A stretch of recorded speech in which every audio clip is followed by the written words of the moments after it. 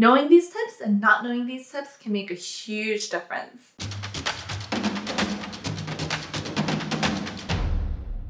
Hello everyone, this is Sena. So we stayed in Niseko for about a whole month, and I finished uploading all the vlogs about Niseko. So in this video, I thought I would like to share all the information that we have researched and what we have actually experienced so that you can travel Niseko wisely and you can save up as much money as you can. So I think a lot of you guys already know, but Niseko has one of the best powder snows in the world. The place has been nominated and listed under the World Ski Award every single year, and a lot of foreigners visit to experience the Japao snow. But because it's so popular, it's so expensive there. So today I would like to talk about 8 different topics, and these all have to do with saving up money when traveling to Niseko. Knowing these tips and not knowing these tips can make a huge difference. But before I start talking about Niseko, I thought I would like to do a short self-introduction for those who are new to my channel. For those who have been traveling with us already, you can jump to the main part. So yeah, here it is. We're a family of 3, me, my husband Yonggi, and our 2-year-old son Riku. We are a nomad family, so we don't have a specific location or a house that we live in. We just kind of hop around the world all year long. So to us, living equals traveling. But because we travel so much, we always do a ton of research about the destination that we will be going to. And this is because we want to save as much money as we can, as much time as we can, and so that we can travel comfortably. But I just want to say that in this channel, Sena's Trip Tips, not only do we feature on the scenic and pretty parts about each location, but we also try to share as much useful information, tips, and techniques about traveling. And since we have a 2-year-old son that travels with us everywhere, all the information that we share doesn't necessarily mean that it's the cheapest or it's the lowest rank of a certain activity, accommodation, or restaurants, all this. Of course, the main priority is our son's safety. So even though something is expensive, if we feel that it's more safe for our son and it's worth paying that amount of money, we won't hesitate to pay. So all information that we share is for you to travel safely, comfortably, and in a family-friendly way. Those who love traveling, and for those families who love to travel as well, I'll be introducing a lot of useful information and tips about traveling in different locations. So I'll be more than happy if you can subscribe and join us on our future journey. So now let's go into the main topic. Let's talk about Niseko. The first topic that I want to talk about is airline tickets. Wherever you're flying to around the world, if there is a low-cost carrier that flies to that destination, you should definitely take that low-cost carrier. This time around, we flew from Narita, Tokyo to Hokkaido, and there are several low-cost carriers that fly there, like Peach and Jetstar. We took Jetstar, and it was only about 5,000 to 6,000 yen one way, and this is only like half the price of major carriers. For your reference, the total amount was 45,000 yen for the 3 of us, and this includes the check-in luggage fee and the seat reservation fee as well. Of course, it takes up a lot of effort and time to go to Narita because it's so far, but it's so worth comparing the price of a low-cost carrier and a major carrier because the price is just so different. For those who want to use their mileage to purchase a ticket, don't use them for a destination where a low-cost carrier also flies to. And this is because there are so many other airlines that fly to that same destination. The major carriers like ANA and JAL, they also tend to sell the tickets at a very cheap price, which means it's not worth using your precious mileage for those kind of destinations. So we recommend using your mileage to destinations where no low-cost carriers fly to or no Shinkansen or bullet trains go to. Preferably like international flights, let's say like New York or Europe. But of course, this is just one idea. The way you want to use your mileage is completely up to you. The second topic that I want to talk about is accommodation, booking your accommodation. So there are a lot of websites like Agoda and Expedia where you can make a reservation, and we've compared all the websites and came to the conclusion that Booking.com is the cheapest. So we recommend Booking.com, but there are 2 things to note. And the first thing is that the price on a cell phone and a computer can be different. So you should definitely compare the 2 prices and book off the cheaper one. But the second thing is that the price changes every single day. So what we recommend is to have someone cooperate with you, meaning that have one person book off a cell phone first, and then you compare the price on the computer every single day. And once the price on the computer becomes cheaper than the original reservation, You cancel the original reservation on the phone and make a brand new booking on your computer. So if you really want to save money, this is a very useful technique. Yes, this also takes up a lot of effort, but say if you're staying for 7 days at a certain location, and you can save up to 20,000 yen, which is quite a lot. The third topic that I want to talk about is renting a car.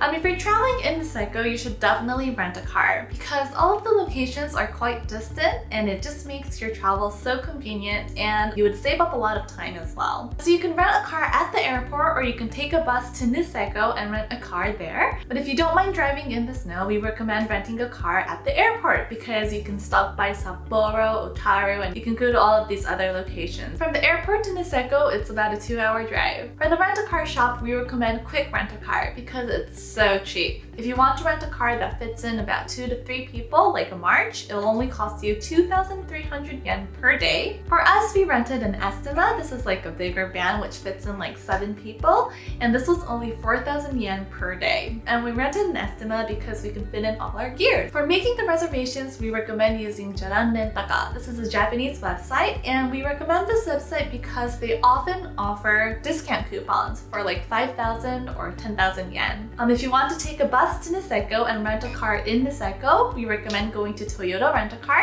but their price is twice as much as the price of Quick Rent-A-Car. So a March could cost you around 4,000 yen and an Estima can cost you about 8,000 yen. The fourth topic is about lift tickets. For lift tickets, you should look for discount coupons on Freemart apps, Furima Apuri, like Mercari and Rakuma. There they sell these discount coupons for you to buy lift tickets. And depending on the coupon, 2 to 4 people can use the same discount coupon. So if you're traveling with a large number of people, like in a large group, or if you're staying for a long period of time, it's definitely worth looking for a discount coupon off the Freemart apps.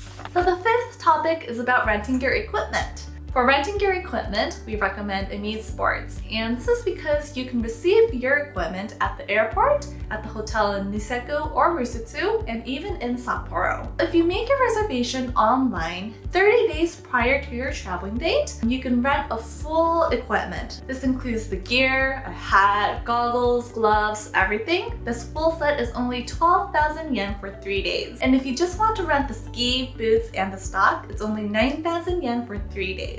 Okay, so if you want to rent a full set at the ski resort, it can cost you 20,000 yen for the lowest rank, and that's like 2 times the difference. For the cancellation policy, you can cancel for free up until 2 days prior to your traveling date. So what we recommend is for you to make your reservation as soon as you knew your exact traveling dates. I rented my ski equipment there, and everything was perfect, very comfortable, and the staff there were also super nice, so I recommend it a lot. The sixth topic is what you should bring there. My answer is nothing. You can buy everything there. There's this small town called Kuchan, and it's about a 10-minute drive away from Niseko. And in this town, there is a supermarket, a convenience store, a pharmacy, and a home center as well. Just everything is there. We bought a pair of gloves and snow boots for Riku at the supermarket called Cope, and Yongi bought his snow boots for only 800 yen at a home center. And we also did buy a sled and like a toy for Riku to play in the snow at a home center as well. And it's not that expensive. It's actually much cheaper to buy all the stuff there rather than renting all the stuff at a resort if you're gonna stay there for 2 to 3 days. The seventh topic is hot springs. There are several hot springs in Niseko. If you're looking for like an outdoor hot spring, we recommend Yushinte. It's 1,000 yen per person and it's a beautiful hot spring. If you're looking for a hot spring near the resort, like in the Hirafu area, we recommend Hirafute and it's 1,200 yen per person. But the hot spring that we recommend the most is called Kiranoyu.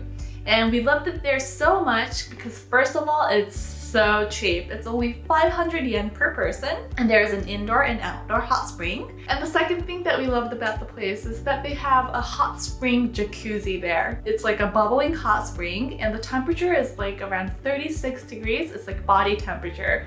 So you can stay in there for hours and hours and it just feels so good and it's relaxing. They also have a hinokiburo, so it's like a Japanese wooden type of hot spring, so you can enjoy that as well. They do also have a family onsen, so you can go inside the onsen as a family. So yeah, it's very cheap and the quality is good as well. So yeah, we were there almost every single night to bathe. By the way, this place is near Niseko train station, so it takes about 10 minutes on the car from Hirafu. The 8th topic is about restaurants. I have to say, everything is so pricey in Niseko. It's all tourist price. So what I recommend is for you to go to the town of Kuchan. As I mentioned before, it's only a 10-minute drive away from Niseko and they have a lot of different kind of restaurants and the price is reasonable as well. I've actually uploaded another video where I introduce all my favorite restaurants, so do check it out. But yeah, if you're looking for reasonable and good food, try checking out Kuchan.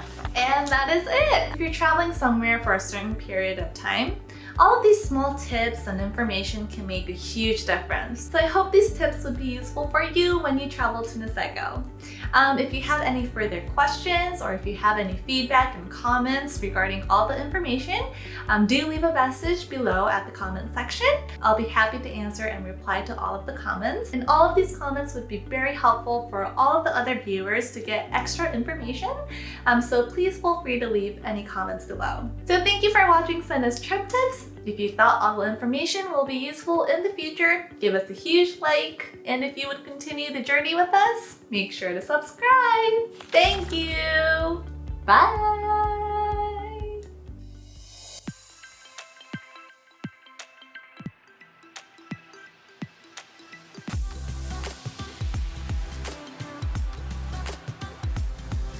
Minus about 3.8 degrees Celsius. So I just